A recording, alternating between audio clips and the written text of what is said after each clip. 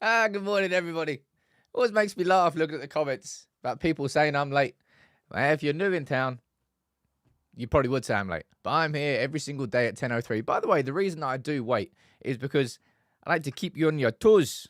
I like to keep you waiting because not everyone's turned up at 10 o'clock. So if you just wait a couple of minutes, everyone turns up. That's why I start at 10:03 every day. I'm ready here every single day at 10 o'clock. I just wait a couple of minutes. But anyway, good morning to everybody. How are you all doing? It's Friday. We've got Crystal Palace tomorrow. It's a game that I'm a bit nervous for, given what happened last season. Given what's happened the last couple of seasons, really, at Crystal Palace. But we're going to be speaking about all the team news. Hojlund and Mount could well be in the squad to face Palace. That's a pleasant surprise. Not sure I would have either in the squad. Not sure I would start either of them, or probably even play either of them. But anyway, we're going to be speaking about that. All the pre-match comments from Ten Hag. Going to speak about Zirkzee on Ruud. And yeah, there's quite a few other things that I'd like to run through. Zlatan, some comments from Fergie. It should be a good Friday show. So please get involved. Please fire your comments in, any questions in, and I will try and interact with as many of you as I possibly can. Let's have a look who's here from the mod gang. Alex, good morning to you. Josh, I see you there. Enjoy a couple of days on. Probably off. Carl, you're there as well. Good morning to you. Stephanie, good morning to you. We've got Rex, you're there as well. We've got Mosin, Steve. We've got Imran, Tony. We've got Haley. And then on Facebook, we've got Christopher Sims. How you doing, buddy? John Lane, Chris, and Mark Fossey. Good morning to everybody. Hope you have a cracking weekend. Anybody got anything good lined up? Mo? Nope. I'm not going to be increasing my mic sound. I can see my mic sound is completely fine. So you need to turn it up on your end. I won't be changing any levels. Because I know it's totally fine. Right. Something has happened today which I'm really, really excited about. And I've been doing for a long, long time. And I showed you this video yesterday, but I couldn't get the audio working. Now, I got the audio working. It's Diogo Dallo who pulls the ball back across. Garnacho! That is outstanding!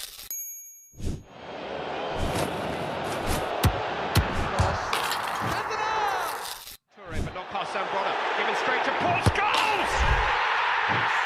What about that? What about that? The posters are now fully live on the website. It's a new sort of concept. It's a new range. I like to try and do stuff that's original. I like to try and do stuff that kind of innovates a little bit. And that's what we've been doing with all the deep dives. And by the way, I forgot about this, but let me quickly get something for you here. Something is coming out at lunchtime today. All right. I forgot to get this up. But I'll get it up now. Better late than never. All right.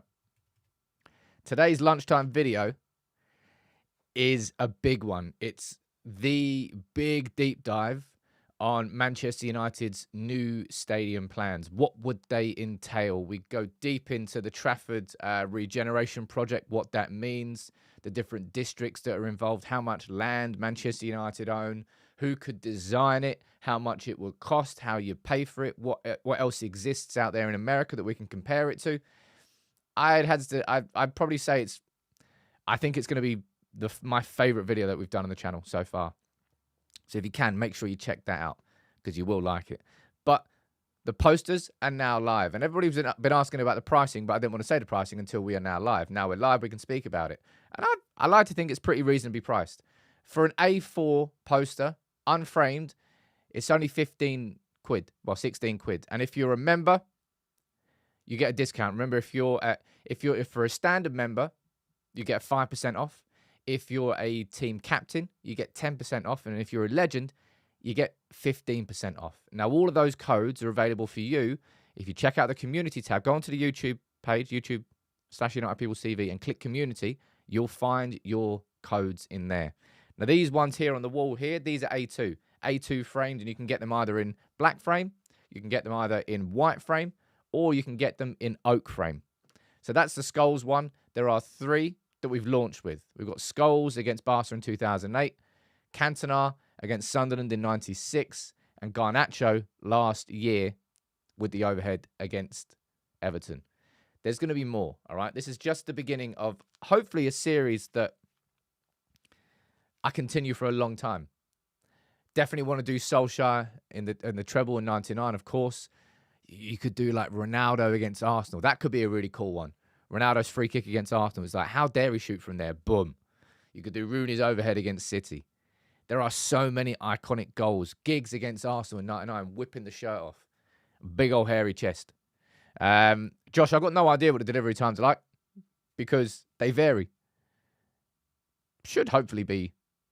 It's as all of these are print on demand, like, and that's something that quite a few of you may have got confused about before.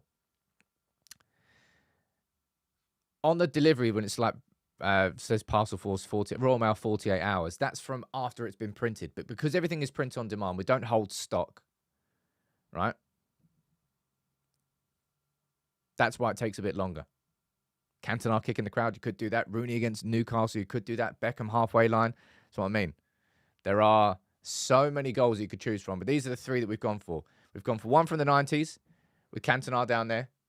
Got one for the 2000s with Paul Scholes. And one for modern, which is Garnacho. So I hope you enjoy them. If anybody has any issues, please do reach out to the email that's on the website. Any questions, I'll try and well, not just me. So the team will try and answer them, all right? So I hope you enjoy them. A lot of work has gone into that. And as I said, make sure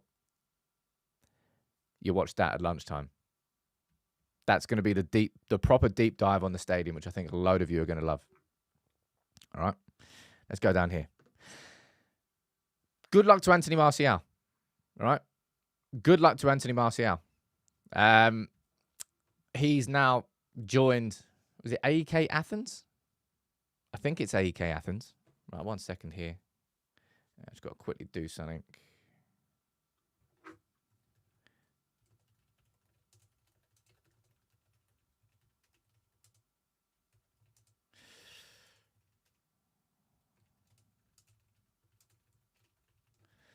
So, right, there you go. Now that is multitasking. Anyway, good luck to Martial. It's a strange career he's had, really, isn't it? 9 years he was a United player. Nearly had a testimonial. Can't imagine he would have got one. But good luck. I'm not going to wish him any ill will. But I'm very glad that he left Manchester United because that was needed. Now, something I really want to speak about before we get in and speak and talk through the team news and speak about Crystal Palace. I'd love to be able to play this clip. Zlatan was on Hot Ones. If you haven't watched Hot Ones, it's with Sean Evans. I met Sean Evans at Wembley, fun fact. After, who was it? Baltimore Ravens against, I think it was Tennessee Titans. First NFL game I've ever been to. Anyway, it's a nice guy. Hot Ones. It's a really good show if you've never watched it. Celebrities sit down, eat hot wings, and they get progressively hotter as they're being interviewed. It's a fun concept. Zlatan was on it yesterday, and he was asked what his favourite chant is. And he said this. I would play the clip, but I'm pretty sure that you get like a copyright strike on this channel. And he spoke about loving the United chant. And on my life, I'm not just saying this because Zlatan has said that yesterday. I think that might be my favourite United chant ever. It's right up there. Any children watching, cover their ears, but we're going to have a quick listen to it now.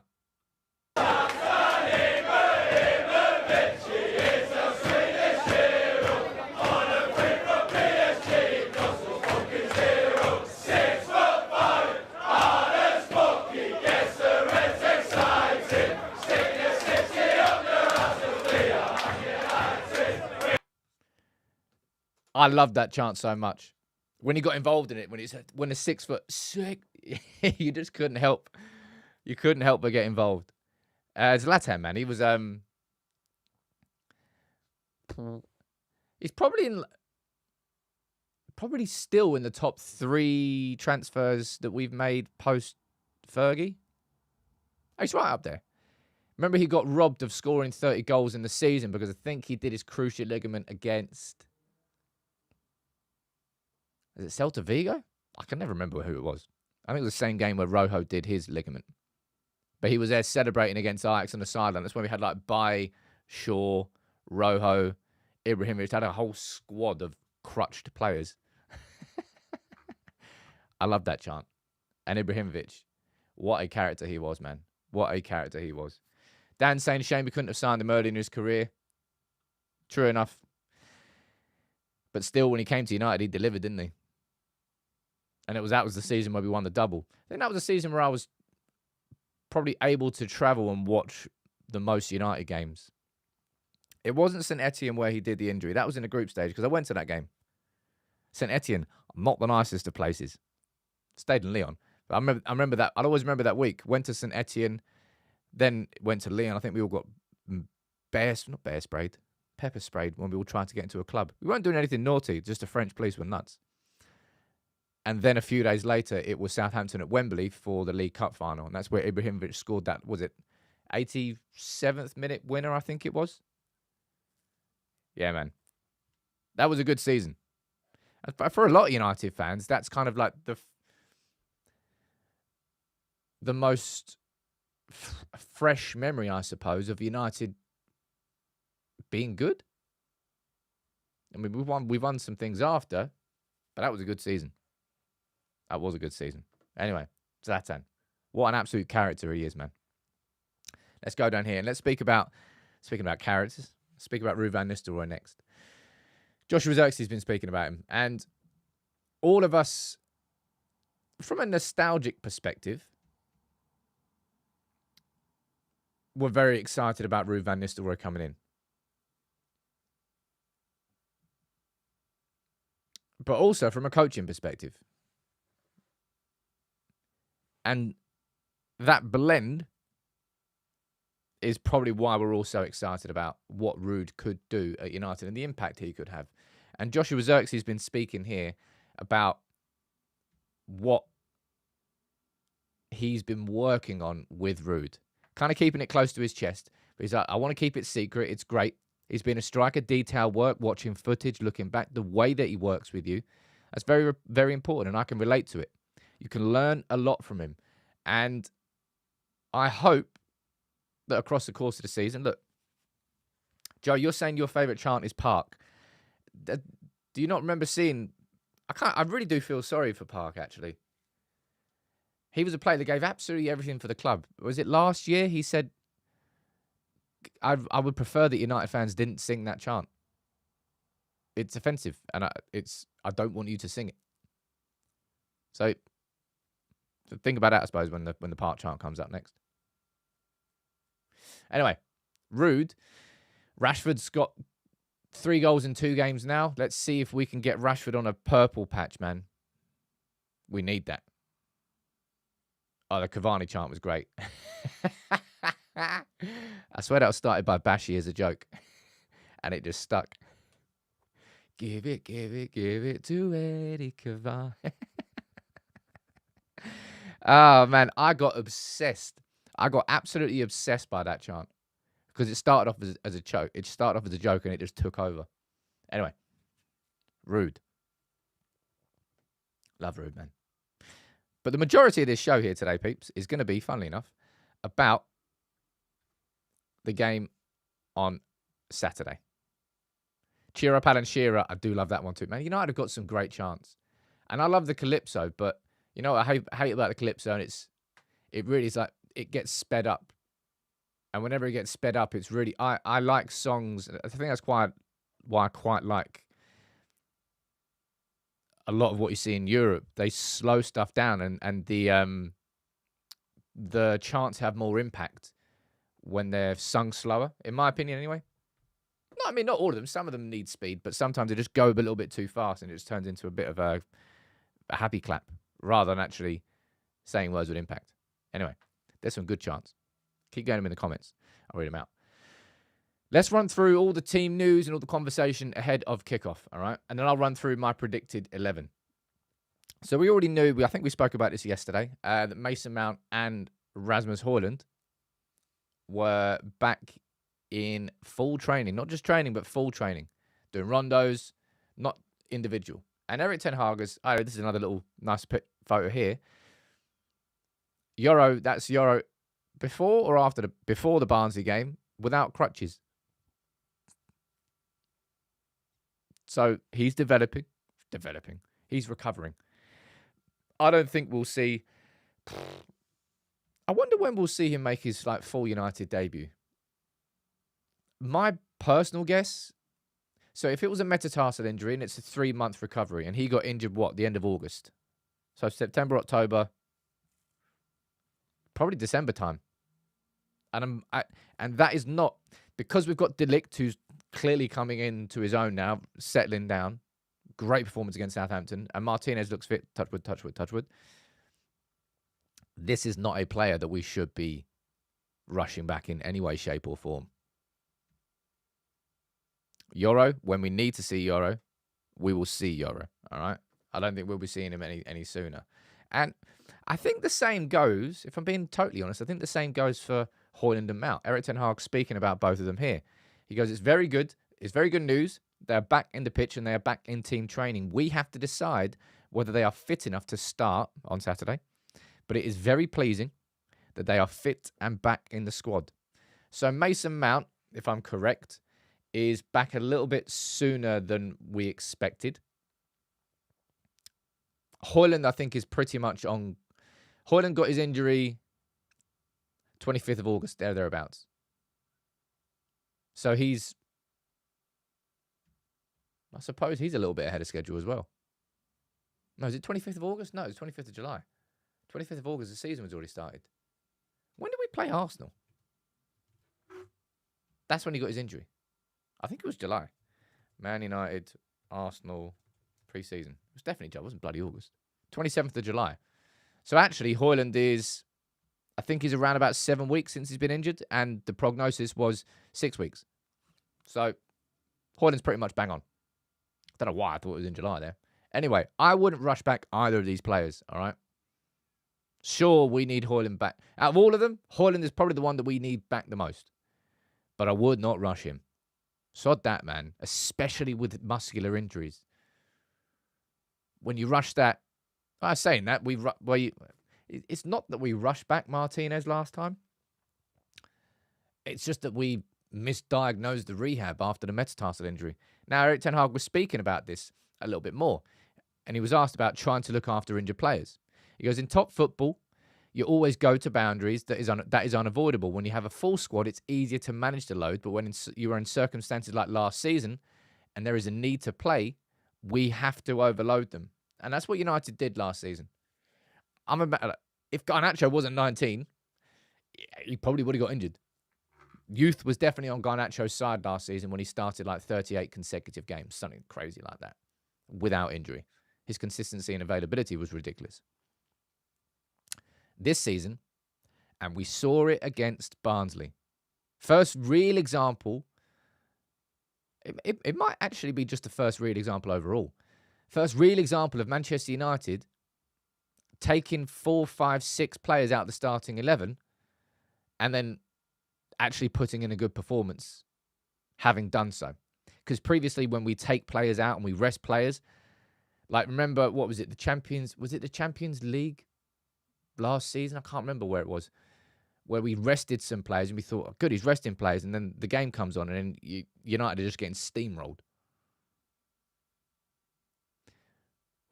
Now, that was previously down to a lack of depth, but we genuinely do have some depth. We don't have enough depth that we can compete for the Premier League title. We don't really have enough quality. Well, we've got a lot of quality, but do we have a strong enough starting 11? I think there's question marks to compete for the Premier League, hence why we are where we are.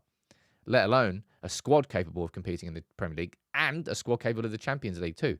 So there's more to come.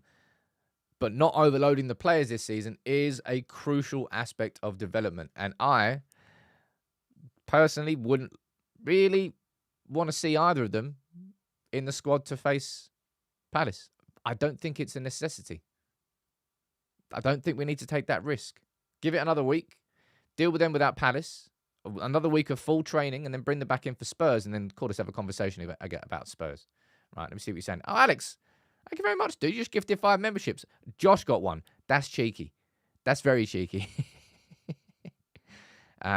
Donovan, players don't play with the reserves anymore to build up their match fitness after an injury. I mean, they might do. We just might not know about it. But the reserve, under 21s especially, it's a really weird league. Sometimes they go a long time without playing a game. Like under 18s are pretty consistent with how many games they play. Under 21s, certainly last season, it's so up and down. You can go like 3-4 weeks without a game. Right. I don't really want to speak about this, but you can't ignore the elephant in the room of what happened last season against Palace at Selhurst Park. I think for a lot of United fans, well, not a lot, but certainly some, that was a bit of a turning point. It was at that point after we got humiliated against Crystal Palace that some felt that, okay, Erik's gone as far as he can go.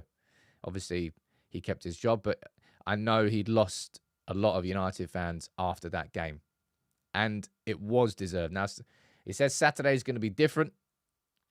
I mean, it has to be. Yeah, it has to be. There's no way that game can be anything like what we saw last season.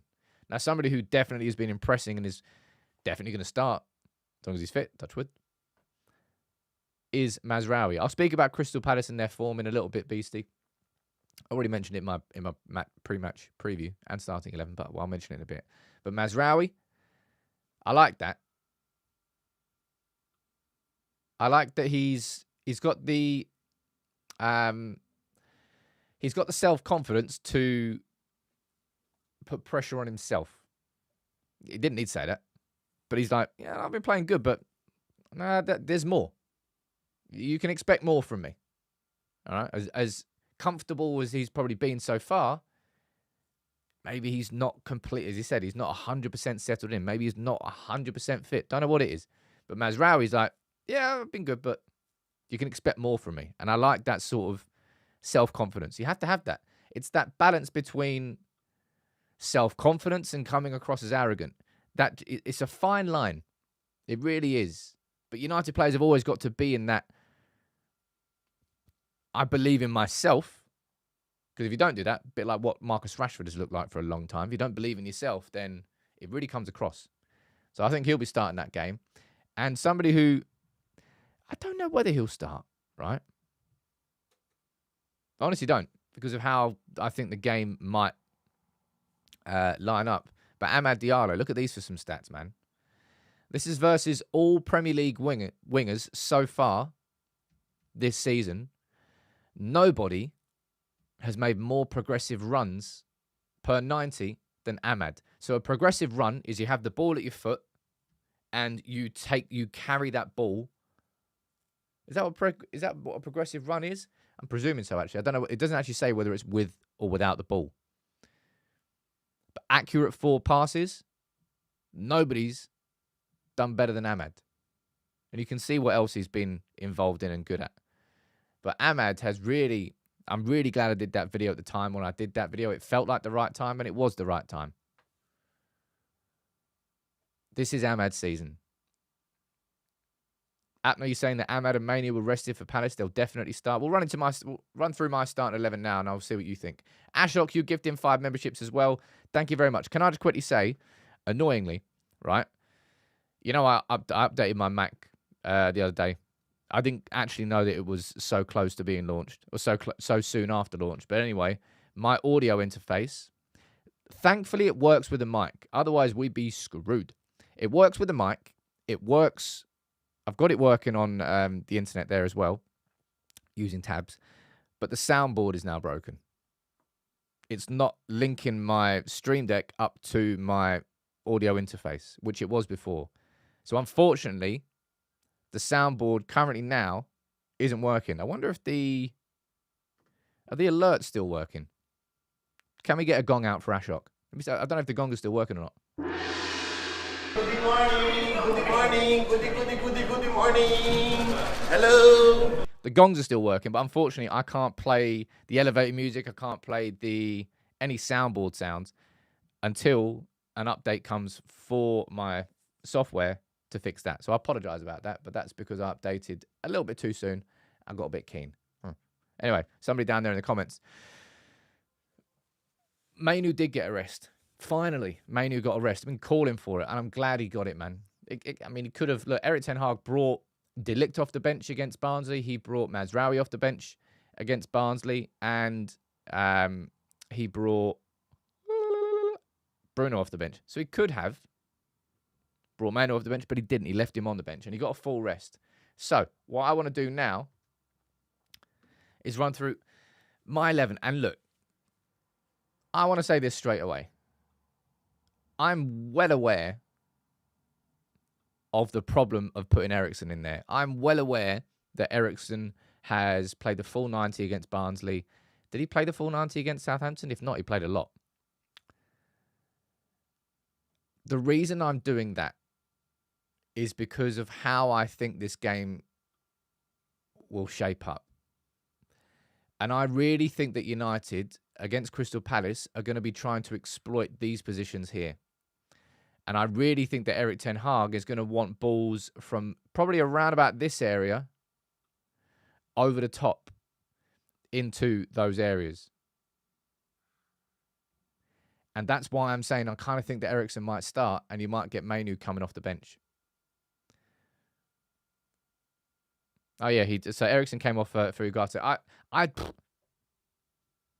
would have massive concerns about United out of possession with Erikson in there. Because as you can see from the starting 11 there, let's go full screen. It's much easier. If Crystal Palace, I'll put the wing-backs back in their actual positions. If Crystal Palace... And I think they will. By the way, Crystal Palace have played 4 games so far this season. And they've not won any. They lost their opener to Brentford. Then they lost against West Ham at home. Then they drew away at Crystal Palace. No, they didn't. They drew away against Chelsea. And they drew at home against Leicester. Came from 2-0 down to draw 2-2 in the second half. And they've been using this system. 3 at the back, wing backs. And just look how busy that midfield is. Like, for example, Joshua Zirkzee in that position, if he was to play there, is surrounded by 5 players. Which means it's going to be nigh on impossible to feed the ball into Zirkzee to feet and for him to be able to turn or to find a teammate. Which is why I think United in this game are probably going to be going a bit more direct. And if it will be like Bruno and Erikson in these sorts of positions, looking for those balls into these areas there. And looking for that ball into that area there. That's kind of what I think. So I actually have no idea what the starting 11 will be in this game. Oh yeah, no goalkeeper on there. I did a starting 11 without a goalkeeper. That's quite funny. Oh dear. Sack me. Right, let me see what you're saying in the comments. Yeah, and Erikson did control it, but look, in this game here, surrounded by Eze, Nketiah, Mateta, you got Wharton and Decore going to be pushing up, Tyrone Mitchell, Munoz. Erikson's going to have 0 room on the ball compared to what he had against Barnsley. But Mayu wouldn't have much time on the ball. It's like you saw the Southampton game. Kind of a way that they got Mayu out of that game was by really crushing him, like from both sides, really squeezing it in. People are saying Ahmad in for Garnacho. Look, I'm not going to be upset about that at all. If I'm being totally honest, I think I might go back to what I thought originally was going to happen in the starting 11. And I actually think it's going to be that. I think you might see Rashford play through the middle, Garnacho on the left-hand side, and Ahmad on the right. And then bring Zirkzee off the bench. Because the best part of what we've seen from Joshua Zirkzee so far has been his link-up play, his hold-up play. I think in this game, in that position there, because you are surrounded by Palace players and because they've really placed quite tight centrally, you're not going to get too much central progression. So therefore, you've really got to look for the space. Because they're playing a wing-back system. They're going to have 3 centre-backs. There's going to be space down the flanks. That has to be where United play. Maybe overlaps from Mazraoui. It's going to be interesting, man.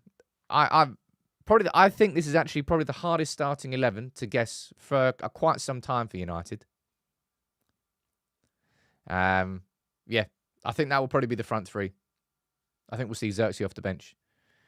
Kari's saying you could argue that Casemiro could play alongside Ugarte, maybe. And we spoke about this the other day. But Casemiro loves those first-time balls over the top, which would kind of work perfectly in this scenario. I don't know whether Erikson's going to have the legs to play 90 against Barnsley and then come here on Saturday and start against Palace. But I think what Erik ten Hag saw with just how good he was at finding those balls in behind, I think is pretty much ideal for what United need to play like in this game. So whether we see that at the start from Erikson or whether we see him come on from the bench, I think he'll play. I think he'll feature in this game. Mayu, I'm not sure.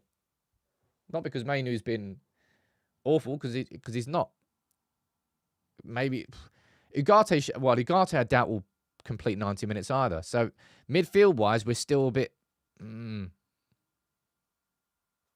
have no idea. Honestly, I have no idea whether Erikson starting. If Erikson doesn't start, fire it in the comments. Who do you think will? Probably Casemiro.